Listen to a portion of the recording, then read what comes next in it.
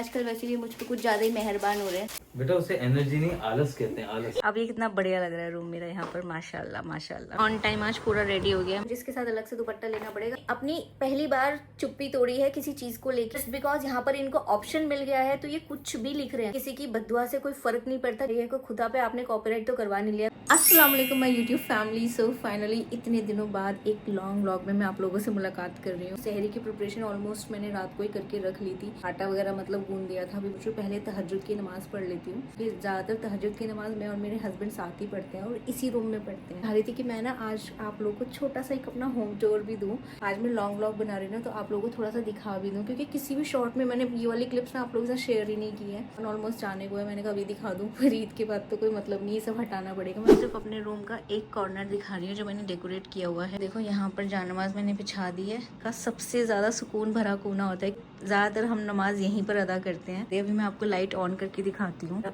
On कर दी है।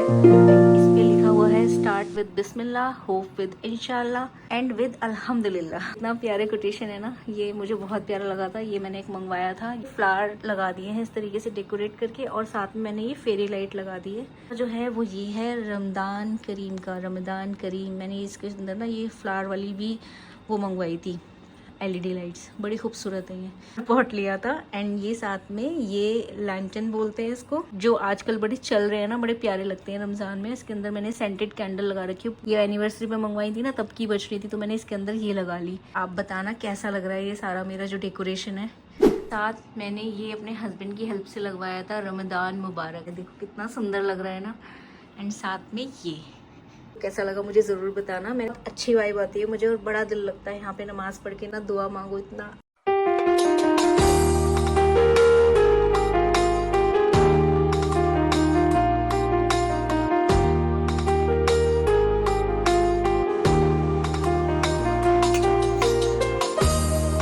तो बस सुबह उठते साथ ही मैंने सबसे पहले इनके और अपने कपड़ों पे आयरन कर दिया था। आज इस रमजान का चौथा जुमा भी था, तो मैंने सुबह ही सारी तैयारियां करके मैं फारिग हो गई थी। बिल्कुल अच्छे से फ्रेशन अप हो गई हूँ। मेहंदी कंप्लीट करने के बाद, फजर के बाद मैंने सर में मेहंदी लगा ली थी, क्योंकि मैंने लगा के सो जाती हूँ ताकि 3-4 घंटे बालों में वो रह जाए। बस नमाज का भी टाइम थोड़ी देर बाद हो जाएगा, अभी तो टाइम है।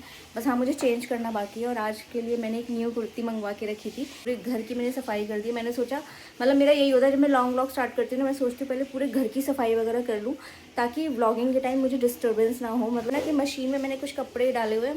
देखो आखिरी जुम्मा भी आ गया, पता भी नहीं लगा। मतलब रमज़ान इस बार के कहाँ निकल गए, सच में मालूम नहीं लग पा रहा। जब रमज़ान जा रहे होते हैं ना, तो दिल बड़ा उदास सा हो जाता है। फैक्ट कि हम लोग जो पूरे साल चाह के भी जो डिसिप्लिन फॉलो नहीं कर पाते, वो हम इस महीने की बरकत से कर लेते हैं। मेरा बहुत मन था कि मैं न्यू बेडशीट बिछाऊँ, तो ये न्यू बेडशीट मेरे पास रखी हुई थी। जब हम इस घर में शिफ्ट हुए थे ना, तो मैंने बिल्कुल उसी मंथ इसको खरीदा था। यहीं की एक मार्केट से लिया था। बेडशीट मैं सोच रही हूँ आज इसी को बिछा लेते हैं। जाने अनजाने में हमारी ट्रेनिंग हो ही गई। देखो वाइट वाइट पिंक के साथ मेरा भी कॉम्बिनेशन वाइट ही जा रहा है। हो ही गई, ऐसे कुछ सोचा नहीं था।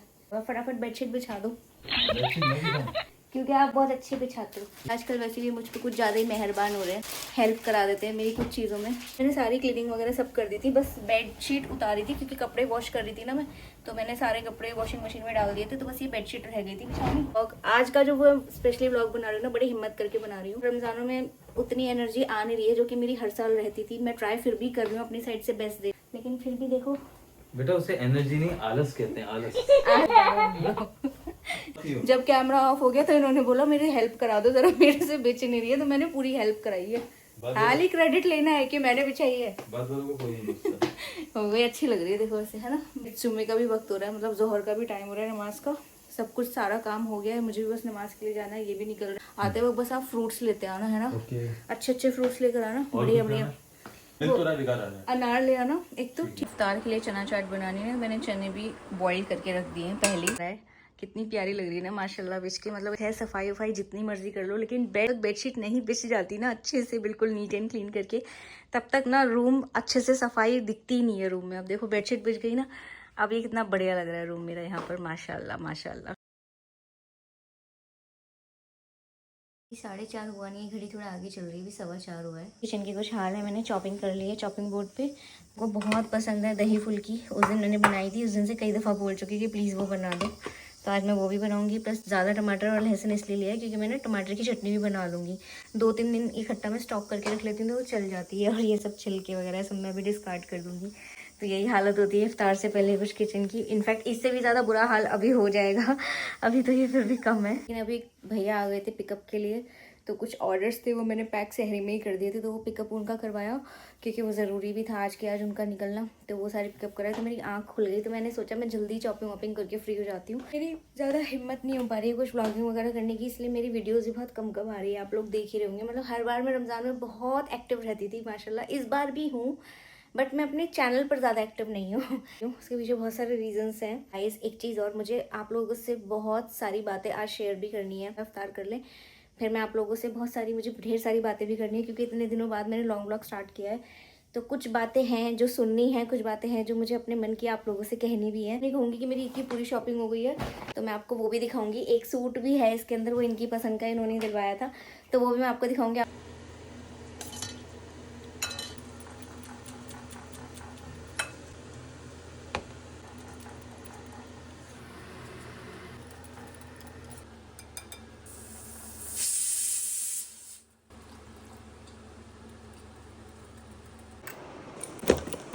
मेरे अंदर एनर्जी आ गई है क्योंकि मैंने वज़ू वगैरह किया ना, तो मेरा जो नींद आ रही थी और चेहरे पे 12 बज रहे थे वो ज़रा सही हो गया। मैंने असर की नमाज़ अदा कर ली है और जो मैंने कटिंग चॉपिंग की थी ना, अब वो मेरे काम आएगी क्योंकि अब मैं आराम से इफ्तार के लिए बना सकती हूँ।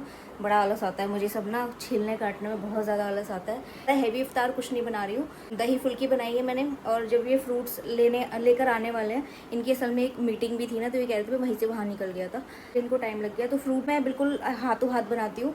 ये टमाटर की चटनी मैंने बना ली थी, जैसे बिरयानी वगैरह भी होती है ना तो उसके साथ भी चल जाती है। ये दही फुल्की सब कुछ रेडी है। कुछ निकाल के ना यहाँ रख दो, टेबल पे रख दो, लेकर आ जाना। मैं कहने वाली थी लेकिन फिर मुझे लगा शायद आप उस साइड जाओगे नहीं। चलो अच्छा ले आए। बनानास नहीं इधर से, सेब तो मैं 3 लाया। हाँ सही है, पिछली बार वाले ज़्यादा अच्छे थे भी नहीं, कम ले आओ। 2 किलो अनार ठीक है। खुद ही मना कर रहे थे फिर खुद ही लेकर भी आ गए। पहले तो कह रहे थे कि सही नहीं आ रहा है। उसके सही रखे थे तभी मैंने कहा था कि मुझे ठीक मिलेगा तो लाऊंगा नहीं। ये लिखा गया राजा बाबू फ्रेश तरबूज, यानी कि गोविंदा साहब तरबूज बनाने लग गए।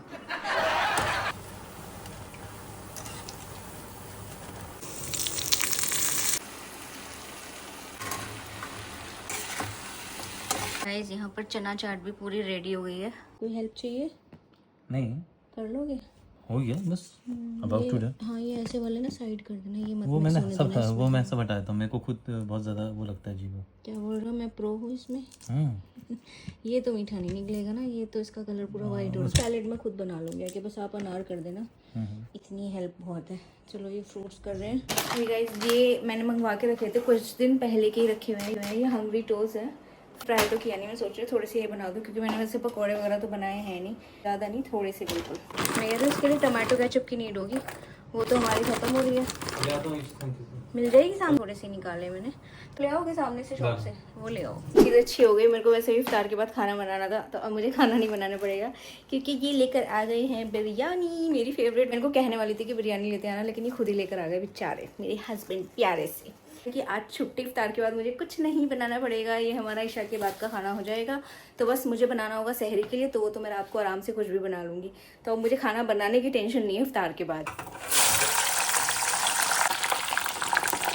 अच्छा आप लोग बताओ, आप लोग के रमज़ान कैसे जा रहे हैं? अब तो बस चंद रोज़े ही बचे हैं। हमारे रमज़ान तो माशाल्लाह बहुत ही अच्छे जा रहे हैं। इस घर में भी मतलब एक अलग एक्सपीरियंस रहा रमज़ान। और किस किस ने ईद का सूट बना लिया मुझे वो भी बताना। मैं सच बताऊँ, मेरे अभी ईद की सूट की अभी तक भी कोई तैयारी नहीं है। बाकी यहाँ पर मेरा फ्रूट सैलेड भी बनकर रेडी हो गया था और माशाल्लाह टाइम से पहले मैंने सारी चीज़ें तैयार कर दी थी। जी हमारा दस्तरखान ऑन टाइम आज पूरा रेडी हो गया माशाल्लाह। मतलब अल्हम्दुलिल्लाह बहुत कुछ है। मैंने बस पकौड़े नहीं बनाए क्योंकि ऑलरेडी एक चीज़ ना फ्राइड ये हो गए थे, फ्रेंच फ्राइज।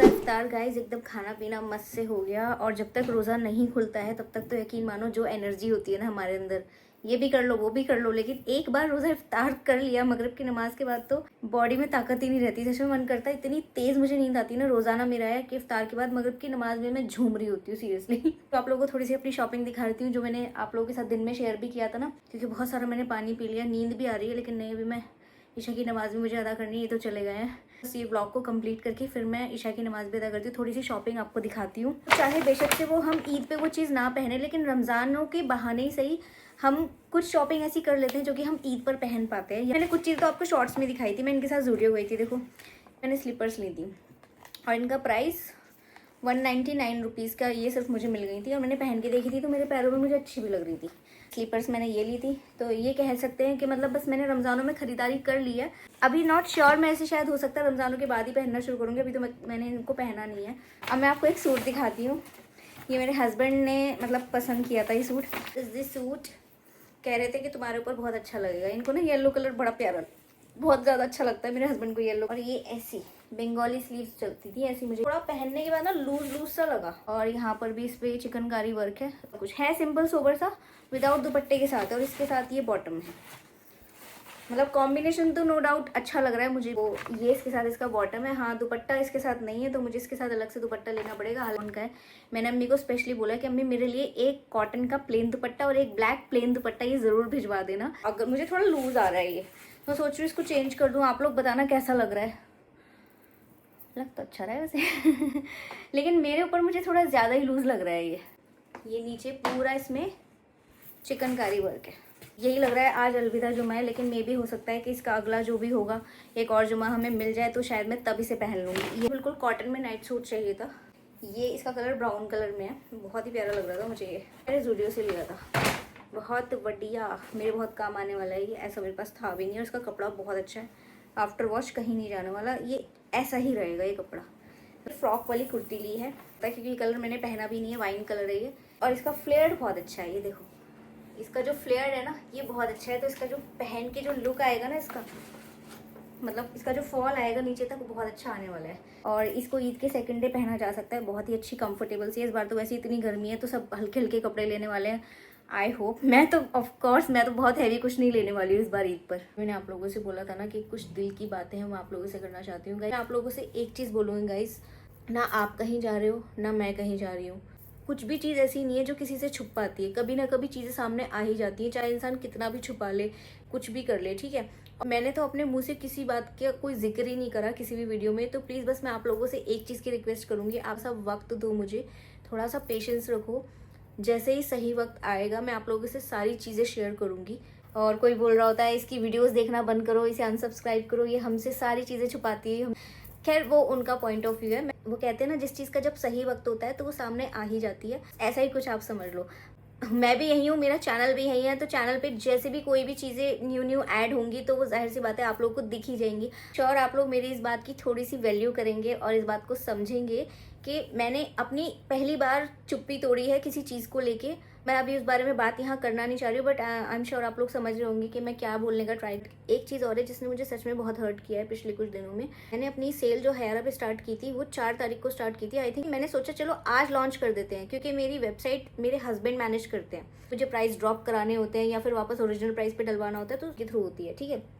तो को मैं एक एग्जांपल देती हूँ। मेरी बहन है इकरा, उसने मिंत्रा से एक ड्रेस खरीदा था जो कि उसको पड़ा था 800 रुपीज़ का, ठीक है। मुझे एक दिन फ़ोन पे बताया कि बाजी ये कुर्ता सेट तुम भी ले लो, बहुत अफोर्डेबल और बहुत अच्छी इसकी क्वालिटी है। मैंने तो मंगा के चल तू मुझे लिंक भेज। उसने मुझे लिंक भेजा तो उस ड्रेस का जो प्राइस था जब मैंने वो मिंत्रा पे चेक किया तो उसका प्राइस कोई 1250 रुपये के करीब हुआ था। तो मैंने इकरा को बोला, मैंने कहा तुझे कहाँ से 850 का मिल गया, यहाँ पर तो 1250 दिखा रहा था। इकरा ने बोला मे बी बाजी शायद उस टाइम सेल एक्टिव होगी, बट अभी ये वापस से उस प्राइस पर हो गया, ठीक है। पॉइंट की बात ये कर रही हूँ कि 4 तारीख को जब मैंने सेल स्टार्ट की, सेल का वीडियो आ गया था मेरा शॉर्ट्स पे, मैंने आप लोगों के साथ शेयर कर दिया था।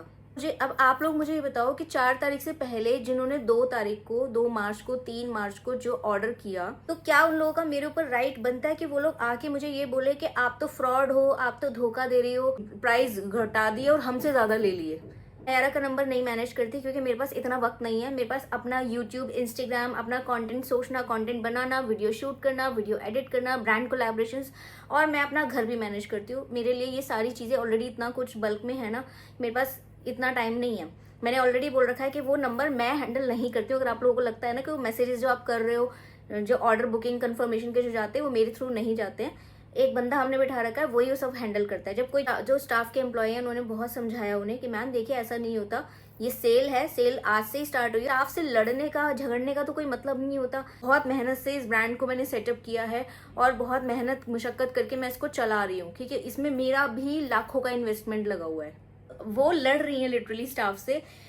उनके स्क्रीनशॉट जब मुझे भेजे गए ना, आपने 3 तारीख को ऑर्डर किया और 4 तारीख को मैम ने सेल लॉन्च कर दी, तो आपको हम अमाउंट कैसे रिफंड कर दें, बचा हुआ अमाउंट के प्राइस काट के ड्रेस का, बाकी जो डिस्काउंटेड प्राइस है। बदले में उन्होंने जो लानतें दी हैं, जो उल्टा सीधा बोला है, भाड़ में जाए, आपका ब्रांड बर्बाद हो जाए, ऐसे तो तुम कभी कामयाब नहीं हो पाओगे, फ्रॉड करते हो कस्टमर्स के साथ, ये करते हो वो करते हो। मैंने वो स्क्रीनशॉट देखे ना, लिटरली मेरा दिमाग खराब हो गया। मैंने कहा यार कैसे कैसे लोग हैं, जस्ट बिकॉज यहाँ पर इनको ऑप्शन मिल गया है तो ये कुछ भी लिख रहे हैं। अभी ये मिंत्रा या अमेजोन की जो ई कॉमर्स वेबसाइट्स होती है वहां पर तो हर दिन क्या हर घंटे की प्राइस जो है फ्लक्चुएट होते हैं। अभी आप वहां किसका गला पकड़ोगे जाके। वही कुर्ता सेट, मान लो ये कुर्ती मैंने ली है 800 रुपीज की, ठीक है, लेकिन कल ये हो जाती है 600 रुपीज की। 4 घंटे की 5-5 घंटे की सेल आती है वहां पर। तो क्या मैं वहां पे जाके किसी से लड़ूं कि हाँ मुझे इतनी महंगी क्यों दे दी, मुझे बाकी के अपने 300 रुपये वापस दो। मैं कितनी क्या फूल लगूंगी मैं ये चीज़ बोलती हुई। ये मैं इसलिए बता रही हूँ आप लोगों को ताकि गाइस आप लोग ना प्लीज़ ऑर्डर करने से पहले ये चीज़ देख लो। और ये तो हमारा ब्रांड है जो इतने दिन तक हमने सेल एक्टिव की हुई है। मैंने 3 डेज़ का सोचा था कि इस सेल को मैं सिर्फ 3 दिन रखूंगी, लेकिन जब मैंने देखा यार कस्टमर्स का इतना अच्छा रिस्पॉन्स आ रहा है, लोग इतने ऑर्डर्स कर रहे हैं, तो मुझे लगता है 3 दिन तो बहुत कम हो जाएंगे मेरी ऑडियंस के लिए। मैं इस सेल को थोड़ा सा बढ़ा देती हूँ, मैं इसको ईद तक रखती हूँ, ईद से एटलीस्ट 1 दिन पहले तक तो मैं रखती हूँ। इतना कोई भी ब्रांड नहीं करता जितना हम अपनी ऑडियंस के लिए करने का ट्राई करते हैं। हालांकि किसी की बद्दुआ से कोई फर्क नहीं पड़ता, जिसका जो चलना होता है काम अल्हम्दुलिल्लाह वो चलता है। क्योंकि ऐसा नहीं है कि खुदा सिर्फ आपका ही है कि अल्लाह देखेगा, वो ऐसा लिख नहीं दी कि तुम्हें तो अल्लाह देखेगा। ये को खुदा पे आपने कॉपीराइट तो करवा नहीं लिया। खुदा जैसे आपका है वैसे हमारा भी है, ठीक है। और हमारी भी नियत जो है वो अल्लाह पाक बेहतर जानता है। ये कुछ बातें थी जो मेरे दिल में थी, जो मेरा था मन कि मैं आप लोगों के साथ शेयर करूं, क्योंकि जो देखने वाले लोग हैं वो सभी ऐसे नहीं है, कुछ ही लोग हैं। अब भी कुछ बातें थी जो मैंने सोचा था मैं आप लोगों को बताऊंगी कि भाई ऐसा ऐसा भी होता है। देखो ये चीज़ें भी हम लोग फेस करते हैं, लेकिन हमारा सिर्फ स्माइली फेस और सिर्फ हम बेस्ट चीज़ें ही अपनी दिखा रहे होते हैं वीडियोज़ में, और लोग हमें उसी से जज कर रहे होते हैं इनकी। एनीवेज गाइस, ये वीडियो बहुत ज़्यादा लंबा हो रहा है, तो बस यहाँ पर मैं थोड़ा सा ये जवाब देना चाहती थी कि शायद ये जो मैंने बोला ना वो उन तक भी ये बात पहुँचे कि आपने जो कुछ बोला वो चीज़ें मुझ तक आई, लेकिन कुछ टाइम बाद आई। स्क्रीनशॉट्स मुझे मिले आपने क्या क्या बोला, तो किसी के भी कहने से मेरे ब्रांड पे, मेरे काम पे कोई फ़र्क नहीं पड़ने वाला। क्योंकि अल्लाह, जैसे आपने बोला ना आपको अल्लाह देखेगा, हाँ अल्लाह मुझे बेहतर देख रहा है और मेरा इंटेंशन भी जानता है कि मैं किस नीयत से काम कर रही हूँ, मैं अपना ब्रांड कैसे चला रही हूँ, कैसे नहीं, ठीक है। ये मैं सोच रही हूँ इस व्लॉग को यहीं पर एंड करती हूँ। बाकी आप बताना आप लोगों को ये व्लॉग कैसा लगा। हाल इस व्लॉग को मैं यहीं पर फिनिश कर रही हूँ, नींद भी आ रही है मुझे। चलो अल्लाह हाफिज़, बाय बाय, अपना बहुत सारा ख्याल रखना।